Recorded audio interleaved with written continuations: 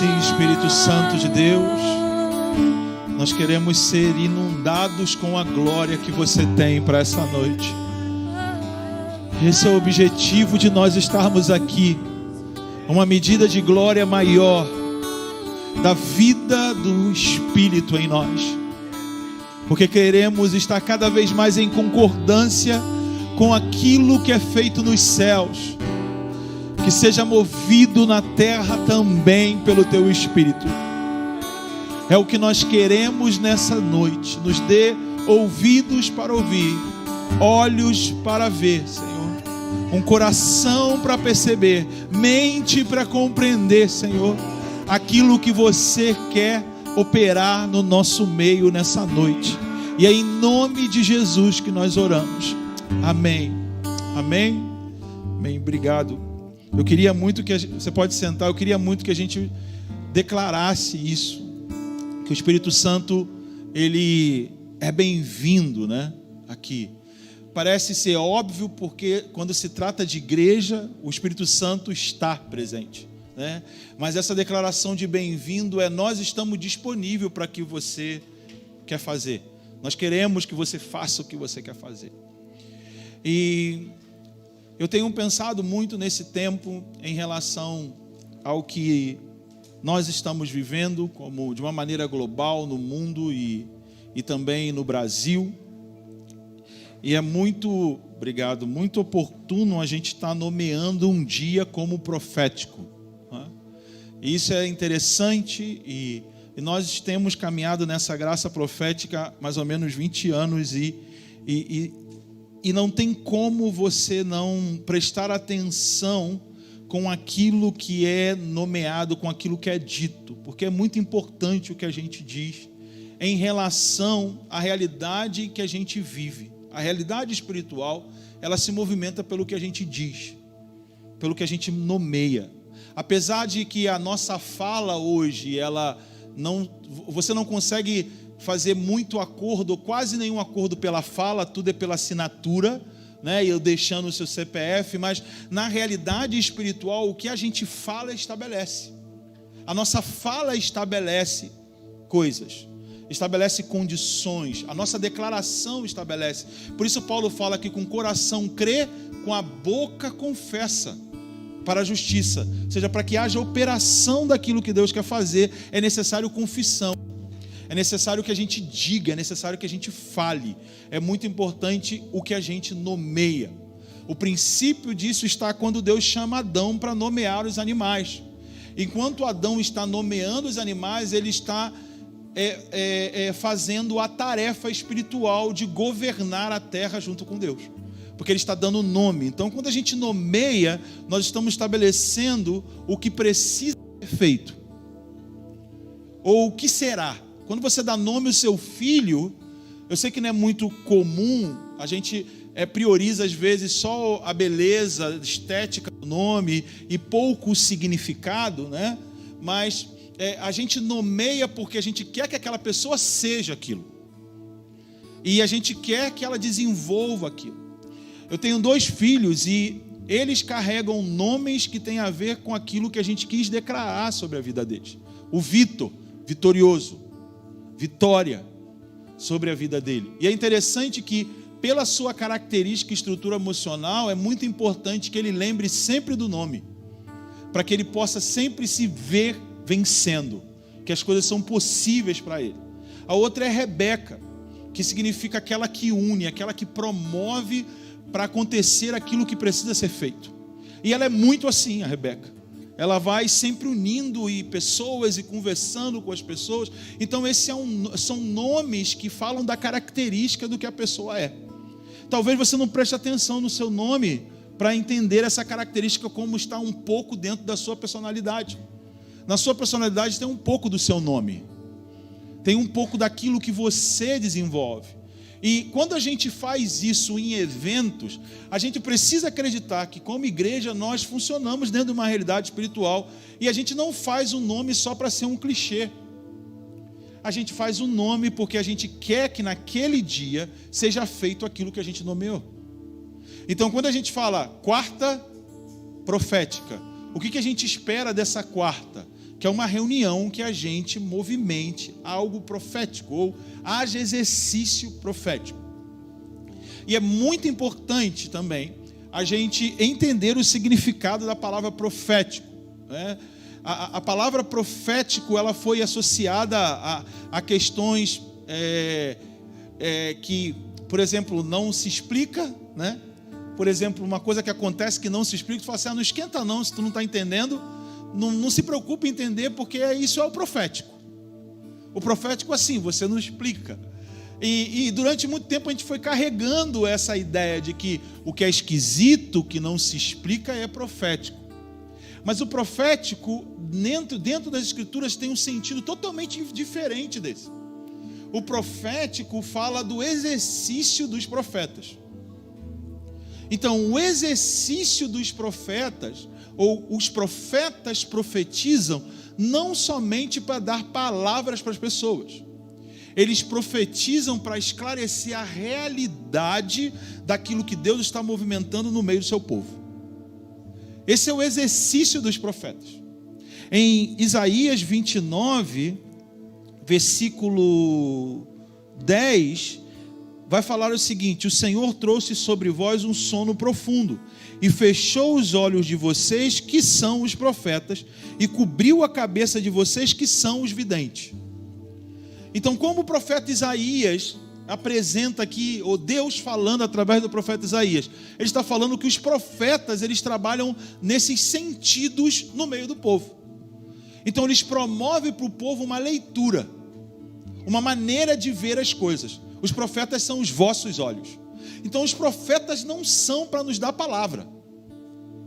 Os profetas são para nos ajudar a termos a visão correta sobre aquilo que está acontecendo. Porque no mundo em que nós vivemos, você vai concordar comigo, ele não é somente feito de realidades visíveis. Quantos me entendem? Ele não é. Até materialmente existem componentes invisíveis aonde nós estamos. Átomos. Existem coisas invisíveis aqui que compõem o ambiente onde nós estamos. Então, nós que estamos em Cristo devemos levar isso muito mais a sério. Porque toda a nossa fé em Cristo está baseada numa realidade invisível. Toda a nossa fé. A inauguração da ideia, ou a inauguração da atividade da igreja em Atos, começa com uma mensagem de uma realidade invisível. A primeira realidade visível impactante na vida da igreja é Cristo subindo aos céus. Você imagina estar parado e ver eles subindo aos céus. E eles estão olhando para o céu, os anjos aparecem e falam o que para eles? Olha, vocês estão olhando para o céu? Da mesma forma que vocês estão vendo ele subir, vocês vão ver ele descer. Então essa realidade invisível era a base do que eles pregavam. O Cristo que morreu, a gente passou por um aperto porque a gente não entendia a sua morte. Quando ele ressuscita, ele explica. Mas tem o Cristo que ascendeu, que subiu e sumiu. Ele está numa realidade invisível. Ele está agora à direita de Deus. Aí você vai ver o discurso de Pedro depois do evento de Atos 2, derramamento do Espírito. Ele explica que aquilo que está acontecendo visivelmente está acontecendo porque Cristo está operando numa realidade invisível e derramou aquilo que vocês estão vendo. Está comigo? Então a base do que eles pregavam era a realidade visível, para poder mostrar tudo o que acontecia visivelmente. E aí está o que é o profético. O que Pedro está fazendo ali em Atos 2 é o profético. Ele está mostrando, isso que vocês estão vendo é por causa disso. Estava escrito assim, assim, assim. E este que foi crucificado, morreu, ressuscitou o terceiro dia, subiu aos céus, e agora está entronizado à direita do Pai, derramou o Espírito que agora vede. Então isso que está acontecendo é o que também foi dito pelo profeta Joel. Então ele está traduzindo o ambiente, a realidade espiritual, para o próprio povo entender. Agora eu sei aonde nós estamos. Por isso os profetas são os olhos do corpo. Acende aquela luz, clareia e fala, eu sei aonde nós estamos. Dentro de uma perspectiva de uma realidade invisível. Por isso fala também que eles são como cabeça, por causa da vidência. Então, geralmente também eles tinham experiências dessa realidade invisível, que dava segurança para que eles proclamassem como Deus estava operando no meio deles, a partir dessa experiência, dessa realidade invisível. Por exemplo, Isaías capítulo 6. É interessante Isaías escrever: no ano em que morreu o rei Uzias, eu vi o Senhor assentado no trono, e as suas vestes cobriam o templo, serafins estavam diante dele e clamavam em alta voz: Santo, Santo, Santo é o Senhor dos exércitos, toda a terra está cheia da sua glória. E Isaías falou: ai de mim, porque meus olhos viram o rei, e eu sou um homem de lábios impuros, que habito no meio do povo de impuros lábios, eu vou morrer, não tem jeito. E aí ele continua ouvindo a conversa dessa reunião divina em que ele está arrebatado, e se pergunta: quem há de ir por nós? A quem enviarei? E Isaías se apresenta: eu vou, mas eu sou um homem. E aí vem um tenaz do altar, toca a boca de Isaías e fala: agora você está purificado para falar palavras a partir dessa realidade invisível. A conexão dessa passagem é: um rei morre, todo mundo sabe visivelmente, e Isaías passa a ver o verdadeiro rei que governa no invisível. Está comigo? Então, o rei morreu no ano que morreu o rei Uzias. Foi uma perda, algo se foi. Mas Isaías passou a ver que, na verdade, tem um rei que está se apresentando para o seu povo. Ou seja, uma maneira de como o povo esperava um governo dentro da dinastia davídica não é como se esperava. É uma figura que está numa realidade celestial. Jesus vai falar sobre isso, é fantástico. Jesus fala: Isaías falou sobre isso porque ele me viu e minha glória. Então, o que Isaías está vendo é Jesus antes de ser encarnado. O que Jesus vai assumir ainda um dia, porque essa visão fala do dia em que toda a terra será cheia da sua glória, como a visão já desde a época de Isaías. Então ele estava totalmente com os olhos cravados nessa visão, e a partir dessa visão era o que ele proclamava no meio do povo, e ele foi o profeta que mais falou sobre essa vinda messiânica, por causa de uma visão, dessa visão. Então ele cravou assim, sobre a minha cabeça, a realidade real da minha vida aqui na terra é essa visão. Ele não precisava ver toda hora, ele simplesmente tomou ela como a sua maneira de ver as coisas. E essa foi a sua visão profética. Então daí está o nomear profético, porque nós estamos atrás de ver a partir da realidade em que Deus opera. E o ponto negativo da passagem que nós lemos em Isaías 29:10 é que Deus está falando: eu derramei um espírito de sono sobre os vossos profetas. Agora, é duro saber que foi Deus que fez isso, né? Porque é melhor que fossem nossos inimigos, não? Porque se fosse nossos inimigos é só orar e amarrar, é só mandar sair. Mas não, é Deus que está dizendo: eu derramei o espírito de sono. Eu derramei. E ele vai falando, vai continuando no versículo 11: para vocês toda esta visão não passa de palavras seladas num livro. E se vocês derem um livro a alguém que sabe ler e lhe disserem: leia, por favor, e ele responderá: não posso ler, está lacrado.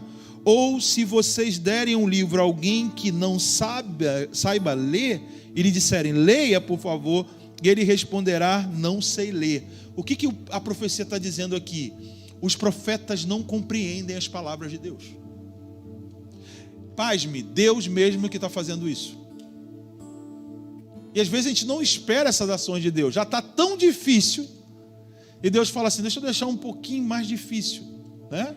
A gente sempre olha para Deus na perspectiva que Deus vai melhorar as coisas. Segundo a nossa ótica. Mas essa é a ótica de Deus, de como melhorar. E a gente precisa aceitar que às vezes, para Deus, para melhorar, tem que dificultar um pouquinho mais. Porque essa é a ótica do céu. No ano que morreu o rei Uzias, o melhor rei de Israel, eu vi o Senhor. No ano que morre, a garantia que eles tinham, eles veem a verdadeira garantia. Então, nem tudo que está saindo, que está sendo retirado, que está sendo removido, é ruim. Vai piorar, mas não é ruim.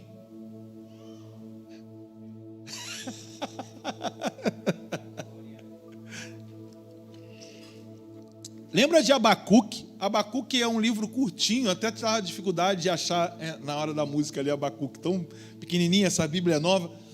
Abacuque tem uma visão. Primeiro ele fala de como está a terra de Israel, estava uma bagunça. E ele tem uma visão de um exército vindo e destruindo tudo. Ele fala, já está ruim. Está vindo o exército, vai piorar tudo. E Deus fala para ele, Abacuque, sobe para o teu lugar, para a torre de vigia, um lugar físico. Mas nesse lugar físico ele tem uma visão celestial. Entendeu? Veja a realidade espiritual do que está acontecendo. E é curtinho, o justo viverá por fé. Não tem muita explicação. Ou seja, não vai melhorar, mas o justo vai viver por fé. Eu não vou mudar nada.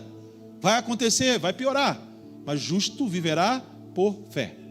E essa é a palavra de um profeta que o apóstolo Paulo toma lá na frente para falar do que é o Evangelho. Então, o que é o Evangelho? Viver por fé. O que é viver por fé? É viver alinhado pelos propósitos de Deus, independente das circunstâncias. Deus não está aqui para melhorar as nossas circunstâncias. Deus está aqui para que a gente viva por fé com Ele. Entendeu? Viver por fé. E aí Abacuque vai escrever uma canção linda que a gente canta, mas a gente não percebe que ele fala, viva a tua obra no nosso meio. Mas ele vai listando o Deus que desceu no Sinai, que veio de Tamã, um Deus poderoso, glorioso, com feitos extraordinários. Mas chega num ponto da música, ele fala assim, ainda que a figueira não floresça. Ou seja, ainda que não haja fruto na vide, que os campos não produzam mantimento. E ele está dizendo uma coisa muito séria, questão de sustentabilidade econômica para o povo e falta de oferta para o templo. Porque ele era um sacerdote e dependia disso. E aí ele vai falando, ainda que, ou seja, aviva a tua obra, mesmo que nada mude. Porque para nós avivar a obra é mudar as coisas. Só que Abacuque não está orando isso. Ele está orando, aviva a tua obra, mesmo que nada mude. Aí ele faz o seguinte, mesmo que nada mude, você vai me fazer viver de uma maneira que eu não seja influenciado por como as coisas estão. Você me faz soltar como uma corça entre as fendas. Sabe o que é isso? É pular de um lugar arriscado para o outro. São saltos que a gente não dá na vida. A gente gosta de passo a passo. E saltar como uma corça é de uma penhasco para o outro. Imagina. Você me faz. E eu me alegrarei no Deus da minha salvação. E termina a música bonita.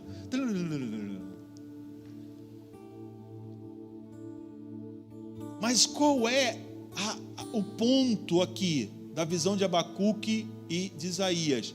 A gente precisa ver pela ótica de Deus. O justo viverá por fé.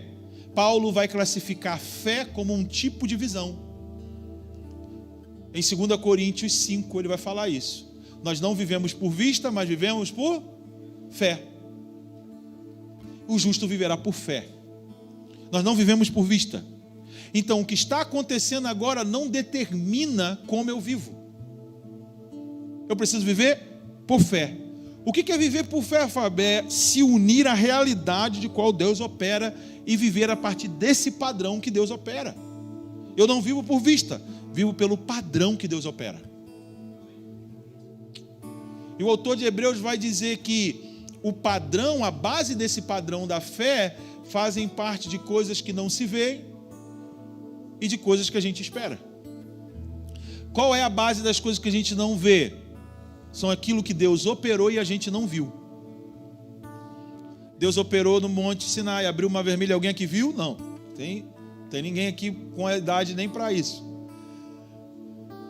Não vimos, Mas essa é a base que a gente crê que Deus opera. E a outra base é o que Deus diz que vai fazer, o que a gente espera. Então a gente precisa estar dentro dessa realidade para viver no mundo de hoje, viver por fé.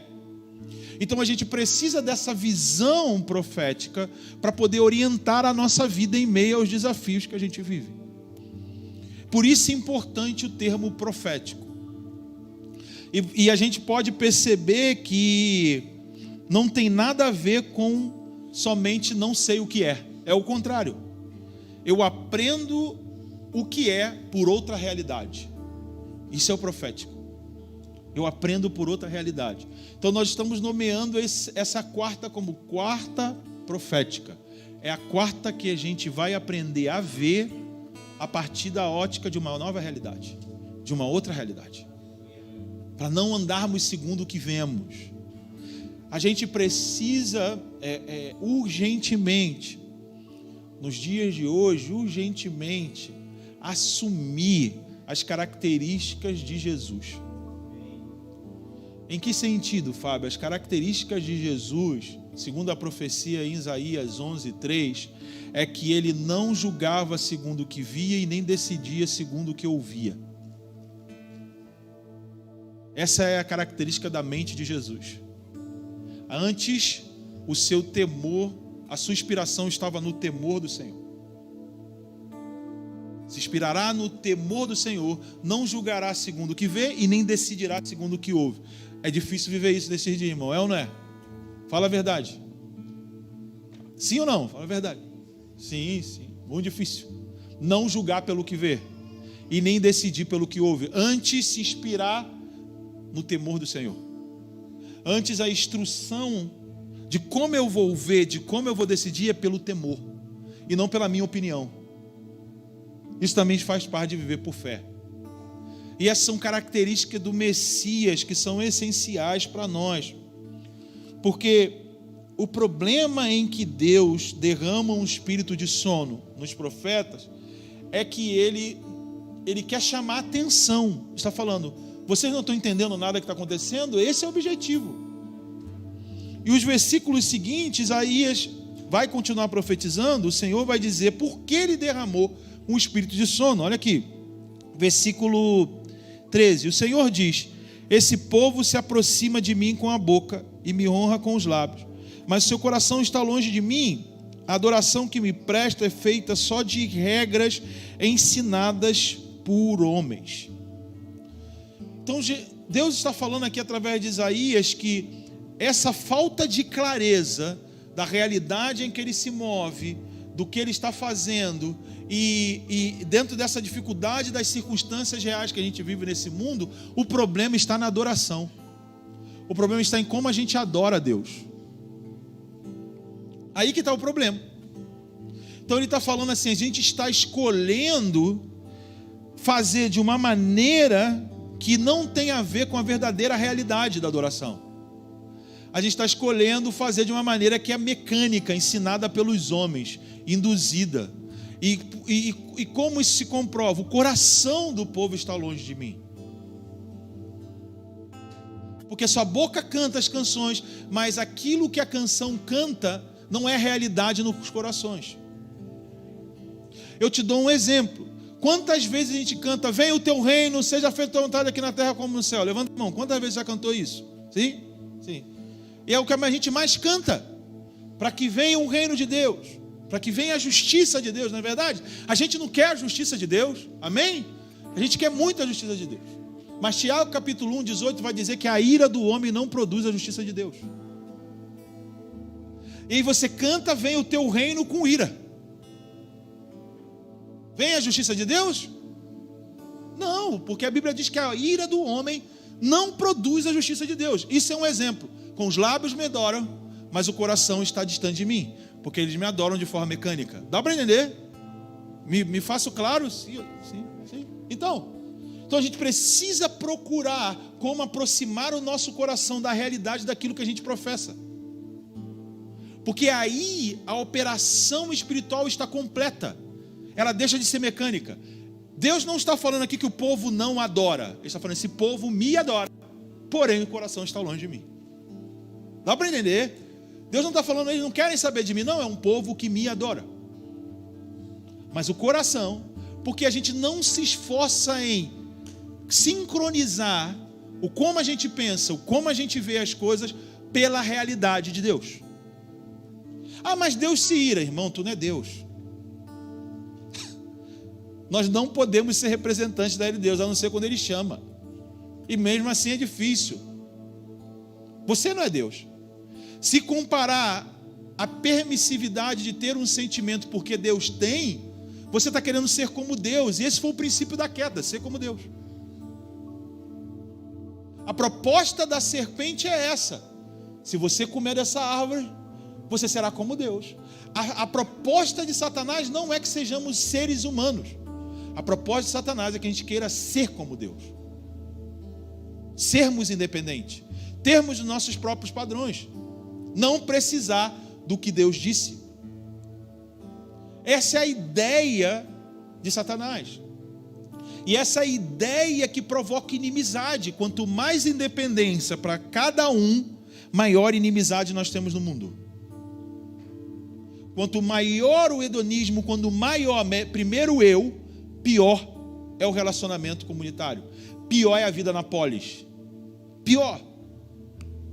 Porque como para cuidar de mim mesmo, eu sou capaz de fazer tudo contra o outro. E a gente precisa se lembrar que Jesus deu um ensinamento de como é tão fácil cumprir os 10 mandamentos. É muito fácil, pelo menos 5 mandamentos. O que tem a ver com o meu próximo. Sabe como é fácil? A gente não precisa nem gravar. É só a gente pegar a palavra que Jesus disse. Tudo aquilo que você quer que seja feito com você, faça com o outro. Pronto, tu cumpriu o mandamento. Então, quando você pensa algo de alguém, você gostaria que pensasse de você assim? Aí você recua. Opa, não. Jesus me ensinou que não. Porque eu penso em mim. Nesse sentido, sim. Eu não gostaria que fosse feito comigo isso. Então, eu nunca vou fazer de ninguém. Eu nunca vou falar de ninguém que eu gostaria que não falasse de mim. Eu nunca vou determinar o juízo sobre ninguém que eu não gostaria que fosse determinado sobre mim. Eu nunca vou irar como eu não gostaria que se irasse comigo. Então essas são posturas que desalinham as nossas declarações. Porque elas não estão dentro da realidade de Deus. São mecânicas. São coisas que a gente fala por nós mesmos, independente. E a gente, quando está em Cristo, o nosso esforço é assumir essa vida de Jesus. E essa vida de Jesus não é só não fazer o que é errado. A vida de Jesus é uma vida. É o que me nutre, é o que me motiva, é o que me alimenta, é o que dá sentido de direção para mim. Essa é a vida com Jesus. Essa é a vida com Jesus. Então a gente tem muita canção, muita voz, e às vezes a gente não desfruta dessa realidade do que a gente canta, porque o nosso coração não está ali. O nosso coração está em outras coisas. E não adianta. Deus não ouve só as canções, porque Deus não vê como o homem vê. Ele falou isso para o profeta Samuel, o experiente Samuel. Eu vejo o coração, eu não vejo como o homem vê. Então todas as vezes nós estamos diante de Deus, o que está em foco é o nosso coração. E Deus é capaz de derramar um espírito de sono sobre os seus servos, os profetas, porque o coração do povo está distante. Só para que o povo acorde. E ele fala de um espírito de sono. Parece que ninguém se entende, ninguém entende nada. E é Deus que está fazendo isso, meu irmão. Não é o diabo. É Deus. Eu trouxe um espírito de sono. Para que não vejam, para que não entendam, para que não compreendam, para que quando leem o livro parece que não sabe ler, ou quando tentam abrir o livro está fechado. Deus pode fazer isso. E a gente precisa entender os motivos de Deus fazer isso, porque Ele quer que a gente aproxime o nosso coração da realidade do que a gente adora. Ele quer a gente próximo disso. Ele quer que a gente recupere os verdadeiros sentidos. Sabe, a nossa busca de vida não é ter o que a gente vê e gostaria de ter. Não é ouvir o que a gente só gostaria de ouvir, porque a gente sabe que é bom. Não é só presenciar e experimentar coisas que o nosso coração sempre quer. Tudo isso que eu acabei de falar é nada do que Deus tem preparado para nós. Porque o que Deus preparou para nós, aqueles que Ele ama, é coisas que olhos não viram, ouvidos não ouviram, nunca penetrou no coração humano. São essas coisas que Deus tem preparado para nós. São essas coisas que Deus tem preparado para nós. Deus não preparou o que já está preparado. As coisas criadas já estão preparadas. Deus está nos chamando para experimentar aquilo que ainda não veio à existência na realidade criada. Que Ele nos deu pelo seu Espírito. É uma forma de a gente se alimentar do Espírito dele e beber, comer, se alimentar, se nutrir para construir uma nova vida e um novo mundo. Um novo mundo que eu digo ao nosso redor. E isso começa na maneira de como nós nos relacionamos. Às vezes a gente está esperando que Deus faça grandes mudanças que Ele não prometeu ainda que vai ser feita. Por exemplo, Jesus veio na terra. Jesus venceu dentro do seu propósito, sim ou não? Sim, ok. Mas sabe por que os judeus não reconheceram Ele como Messias? Porque a vitória que Jesus trouxe não era como eles esperavam. Jesus morreu e ressuscitou, Roma estava lá, oprimindo os judeus. Pilatos ainda mandava. O templo estava lá, não mudou nada, mas mudou tudo. O mundo daqueles que viveram aqueles dias depois da ressurreição, eles tinham que viver por fé, que mudou tudo. Mudou tudo. Não era Roma mais que mandava, não era Israel, mudou tudo. Cadê? Então me mostra. Não. Você tem que ter olhos para ver. Tem que ter ouvidos para ouvir. Tem que ter um coração para perceber que mudou tudo. Então, às vezes, a gente está esperando uma mudança no Rio de Janeiro. Eu falei segunda-feira para um grupo de pastores do Rio de Janeiro. A gente está esperando uma grande mudança para caracterizar um avivamento. Quem disse que isso é avivamento? Mecanicamente ensinado pelos homens, que tem deixado os corações distantes do que realmente Deus quer. Distante. Porque não precisa mudar tudo para caracterizar o movimento de Deus. Só precisa que o povo dele caminhe após ele dentro daquilo que ele está fazendo. É só isso. Só isso. A gente fala, temos que preparar o caminho do Senhor. Tá? Você acha que João teve certeza que ele estava preparando o caminho? Me mostra uma evidência. Não tem. Ele ficou tão em dúvida que ele mandou perguntar. Pergunta lá se ele mesmo tem que esperar outro. Nem João teve certeza que ele preparou o caminho. Mas aí Jesus fala lá para ele que vocês estão vendo agora. O que eu estou fazendo agora é que testifica que João preparou o caminho. Dá para entender? O que eu estou operando agora é que demonstra que João preparou o caminho. Antes não tinha como tu ver. Então a gente está querendo ver coisas agora que não tem como ver. A gente tem que viver por fé. E se apropriar daquilo que o Espírito tem para nós. Coisas que olhos não viram, ouvidos não ouviram, nem jamais penetrou no coração humano. Então a gente tem que vir para esse lugar com a expectativa de ter encontro com essas realidades. Não é mais um culto que eu já sei como é. Não é mais uma adoração que eu já sei como é. Não é mais as músicas que eu já sei como é. Não é, porque isso não é do Espírito. O que é do Espírito, Fábio, é o que você não viu, o que você não ouviu e que você não penetrou. É do Espírito. E assim eu estou vivendo por fé. E o justo as pessoas serão justificadas por esse estilo de vida. É por esse estilo de vida que a gente é justificado. Pela fé de um sumo sacerdote que está à direita de Deus, que pelo poder de uma vida indestrutível intercede por nós. Essa é a visão profética da igreja. Jesus está à direita do Pai. Ele é a expressão exata da glória de Deus. Sustentando todas as coisas pela palavra do seu poder, tendo feito expiação dos pecados, assentou-se à direita da majestade nas alturas.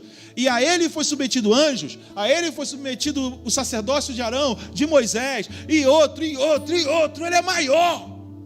Essa é a visão profética. Toda vez que a gente se reúne, essa é a realidade que nós estamos reunidos. E aí, se a gente parte para essa realidade, como nós olhamos uns aos outros, já não é mais o que você conhece dele. Você também está na expectativa que se manifeste nele aquilo que olhos não viram, ouvidos não ouviram, entendeu? A sua expectativa é espiritual com o seu irmão também. E por isso você tem um desejo de profetizar para ele.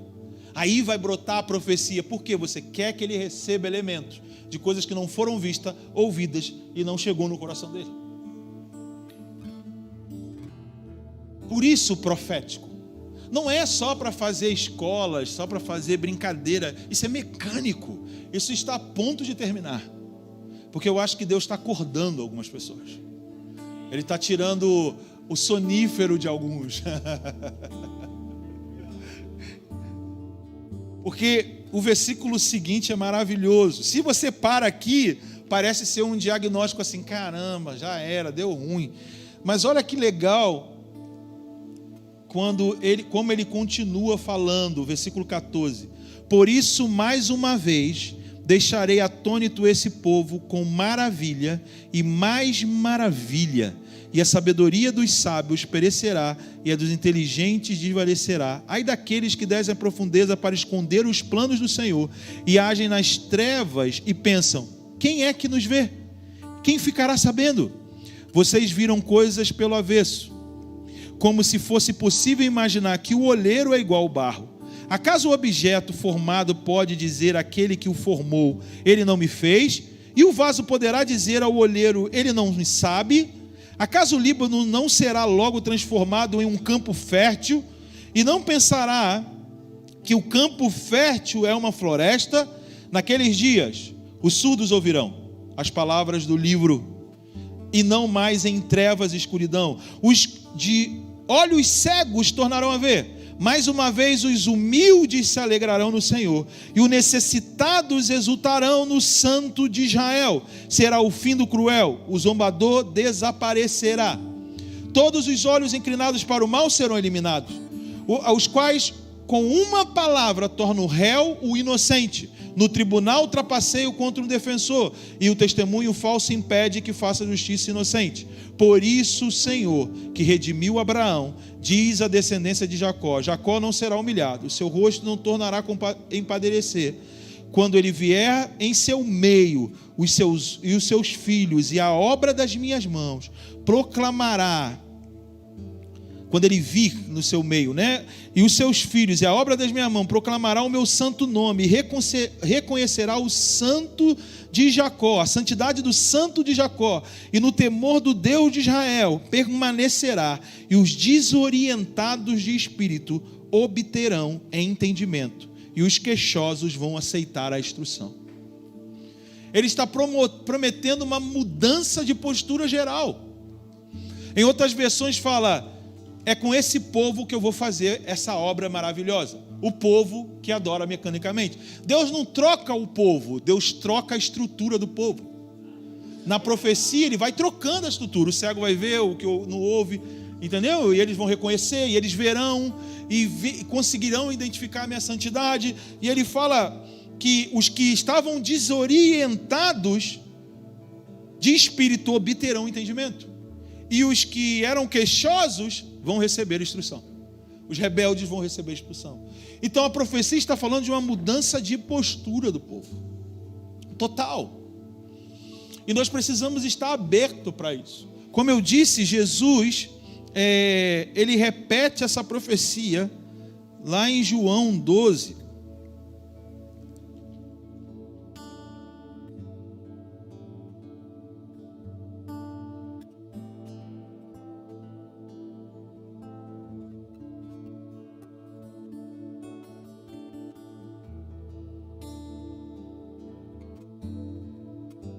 Ele vai dizer 12:39, por essa razão eles não podem crer, porque, como disse Isaías em outro lugar, cegou-lhe os olhos, endureceu-lhe o coração, para que não vejam com os olhos, não entendam com o coração e nem se convertam ao escuro. Isaías disse isso, porque viu a glória de Deus, viu a glória de Jesus e falou sobre ela.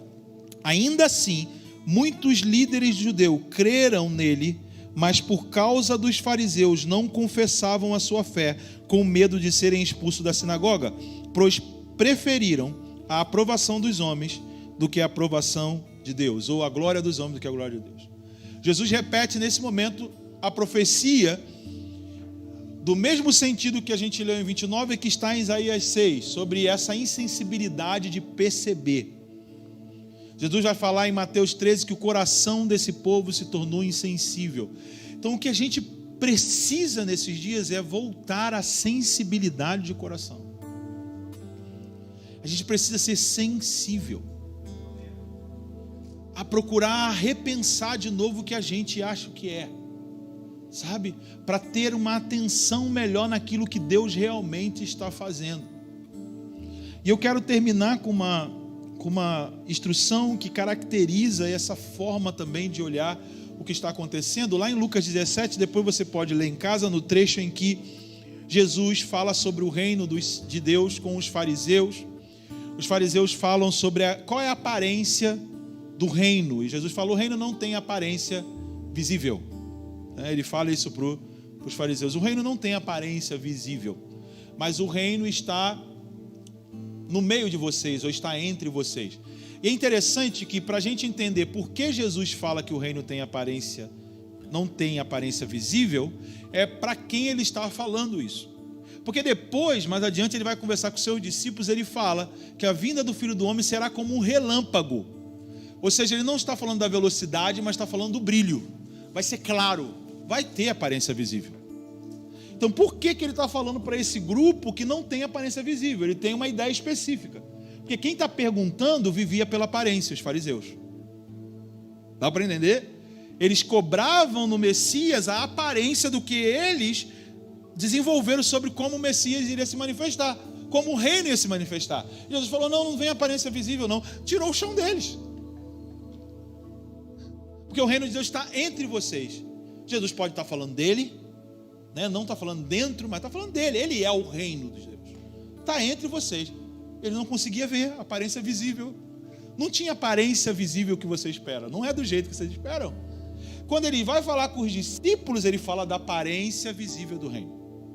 E ele também fala sobre os dias que precederiam a sua subida também. E ele compara esses dias como os dias de Noé, que também muito se aplica como se fossem os dias futuros sobre a volta de Jesus. Não precisa brigar em que isso está posicionado, mas serve, se estiver posicionado tanto num lugar quanto no outro, serve a instrução que Jesus está dando. Jesus está falando ali: olha, será como nos dias de Noé. Ele falou: as pessoas vão estar casando, vendendo, comprando, né? Se dando em casamento, e até o dia em que Noé entrou na arca, e depois disso veio o dilúvio. É isso que fala o versículo. Então, preste atenção no que Jesus está falando. Jesus não está enfatizando o como as pessoas estão vivendo. Jesus está enfatizando que o foco tem que ser em quem tem um propósito. Porque o dilúvio só veio depois que quê? Do quê? Depois que Noé entrou na arca. Então qual é o foco da instrução de Jesus? Preste atenção naqueles que têm um propósito. Porque todos os outros estão vivendo sem propósito, vivendo para si, vivendo a sua própria vida. Então quem a gente tem que estar prestando atenção? Em quem está construindo o futuro. Quem está construindo proposta para o futuro, e não quem está tentando falar sobre como as coisas estão. Jesus não disse: fale para as pessoas, pare de casar, pare de se dar. Não, ele falou: isso é o fluxo social. Mas vocês precisam focar no propósito de construir o futuro, construir o que vai transpassar os dias piores que vêm, ou aquilo que vai se destruir. Preste atenção nisso. Depois que Noé entrou na arca, veio o dilúvio. O dilúvio só vem depois que o propósito está sendo cumprido. Preste atenção nisso. E a outra coisa que ele fala dos dias de Ló. Lembrai-vos dos dias de Ló. E tal, mesmas características. Mas ele fala o seguinte: até o dia que Ló saiu da cidade. Outro movimento de foco na pessoa que foi avisado por Deus e está saindo daquilo que precisa ser deixado. Esse é outro foco que a gente tem que ter. Aqueles que estão se retirando do meio daquilo que está sendo condenado. Aquilo que está debaixo de uma condenação. Não preste atenção no que está em condenação. Quem está saindo? Quando Ló saiu da cidade, choveu. Quando Noé cumpriu o propósito, caiu o dilúvio. Quando Ló saiu, entendeu os exemplos que Jesus está dizendo? A gente precisa focar em quem tem um propósito, quem está se movendo, saindo daquilo que está se perdendo. Mesmo tendo ido para lá de maneira equivocada, como foi Ló. Mais ou menos, ele não tinha uma palavra para onde ir também. E o último ponto é: lembrai-vos da mulher de Ló.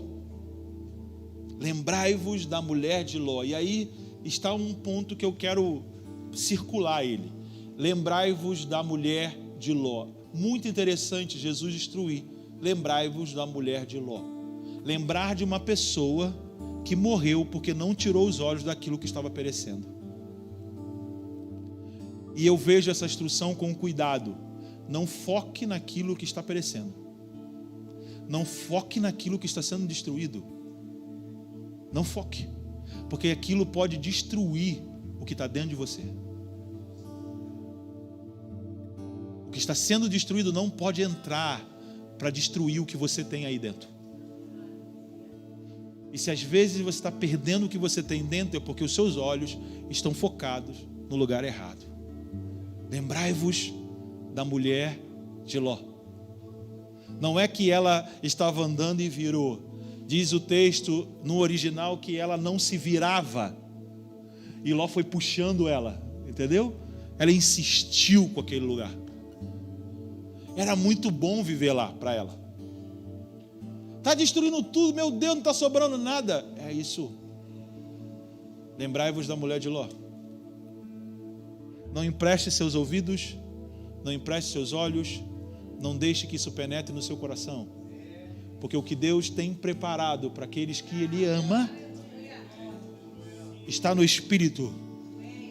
São coisas que olhos não viram, ouvidos não ouviram e jamais penetrou no coração humano. Quer uma instrução para viver nesse tempo? Foque no invisível. É aonde toda a estrutura já está pronta e é inabalável. É aonde a vontade de Deus é feita. Na terra precisa ser feita como é no céu. Não é como está a terra que você ora para o céu. Você ora na terra como é no céu. Entendeu a diferença? Senhor, olha como está a terra, Senhor, como está a terra. E Jesus não ensinou a gente a orar assim. Ele falou: ore assim, seja feita na terra como é no céu. Como está na terra nunca pode impedir o como do céu. Se tem aqueles que vão ser o depósito do céu, somos nós. O reino de Deus está entre nós. Jesus está entre nós. Venha o teu reino, é Jesus, vem. Troque a nossa estrutura. Deus não tem interesse de... Ai meu Deus, vou falar isso. Não, deixa eu ver uma melhor maneira de falar. Deus não tem interesse. Como eu vou falar isso? Deus não está tão interessado em que a cidade mude. Ele está interessado que o seu povo mude. Porque essa é a mudança que a cidade precisa. Essa é a mudança. E a gente está orando: Senhor, muda Macaé, muda o Rio. Não, não. Aviva a tua obra. Ainda que a figueira não floresça. Ainda que, me faz ver diferente. Me faz me mover diferente. Me mostre um propósito daquilo que você quer que construa. Mesmo que seja louco, construa um barco. Vai cair um dilúvio. Meu Deus, loucura. Vai, começa a construir. Sai daí que está tudo caindo. Sai logo. Não se prenda. Não se prenda. Meu irmão, hoje a gente tem um fenômeno. A gente tem um Instagram, uma página de Instagram que tem nome de pecado e tem mais de 100 mil seguidores. tem nome de difamação, e a gente segue. É loucura. Sai dela. Sai daí. Sai daí. Não empreste os seus olhos para essas coisas. Não deixe isso entrar nos seus ouvidos. Como é que eu vou saber a verdade? Conhecendo ela. Não é sabendo da verdade. Conhecereis a verdade, e a verdade vai estar livre, deixar você livre para saber a verdade. Conhecereis a verdade, não é se eu souber da verdade, não, é conhecereis a verdade. E a verdade vai te tornar livre, livre desse sistema de mentira. Livre. O seu interior não pode mais. Eu vejo as pessoas, nossa, tá difícil a igreja. Não está não, está muito bom. Porque o Senhor derramou um espírito de sono. Quem está fazendo? Deus. É a melhor notícia. A gente tinha que levantar a guerra se fosse o diabo. Mas quem está fazendo? Deus. É Deus. Ele fala em Oséias capítulo 5, no final: eu os feri, e eu trarei a cura até que reconheçam que foi eu que fiz. Falta a gente reconhecer isso.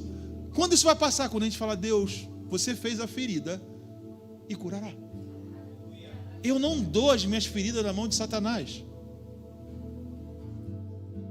Eu não atribuo a minha vida nas minhas feridas. Foi Satanás. Foi Deus. Porque se foi Deus que fez a ferida, Ele a curará. É Deus. A gente precisa voltar os olhos para Deus. Essa é a visão profética. No ano em que morreu o rei Uzias, eu vi o Senhor. E como se vê de lá? Toda a terra está cheia da sua glória. Em qualquer lugar, em qualquer canto do planeta, se o seu povo adorar, tem glória. Porque os céus estão aí. Ele está sentado no alto e sublime trono. E as suas vestes cobrem o templo se enche da sua glória. Sabe, essa é a realidade que a gente tem que viver. Não é uma negação, mas é uma realidade iluminada, apesar das circunstâncias. Não é negação. É viver pela fé mesmo. Porque sem fé é impossível agradar a Deus. Impossível agradar a Deus. Fique de pé comigo. Fique de pé. Sabe que Jesus, em muitos momentos, ele estava diante de alguém enfermo ou doente, e ele, por exemplo, cego diante dele, ele falava assim: o que queres que eu te faça, né? Isso é interessante, tipo assim, você não está vendo que eu estou, mas Jesus queria extrair deles a declaração em concordância com aquilo que Jesus poderia fazer. É como se Jesus estava trazendo a participação dele na cura, porque ele dizia depois o quê? Vá que a tua fé te curou. Então quando ele pergunta o que eu quero que eu te faça, é porque ele quer que você participe numa tomada de decisão, naquilo que ele também quer fazer. E ele vai dizer: foi você que fez eu fazer. Então eu acredito nesses dias que Jesus está falando isso para nós como igreja. O que queres que eu te faça?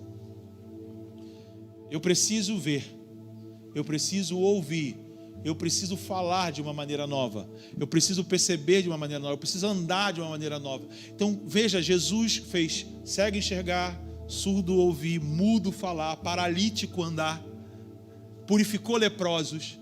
Então o que queres que eu te faça? O que você quer que eu faça com você, que vai dar testemunho de quem eu sou no seu meio? Porque todos esses sinais, 6 sinais, testemunhavam que ele era o Cristo. Então Jesus também fazia para que as pessoas soubessem que ele era o Cristo. Mas o que ele fazia era no tocar o seu povo. Então o que ele tem para fazer em nós é para melhorar quem nós somos dentro do plano dele, e também as pessoas sabem que Jesus está no nosso meio. E a pergunta nessa noite é: o que queres que eu te faça? O que você quer mais? Enxergar melhor? Você quer aprender a ouvir melhor? mudar a maneira de falar, de perceber as coisas no coração, de ter mais pureza, sair dessa lepra que está no nosso meio, que está todo mundo. Você sabe que a lepra vem de falatório.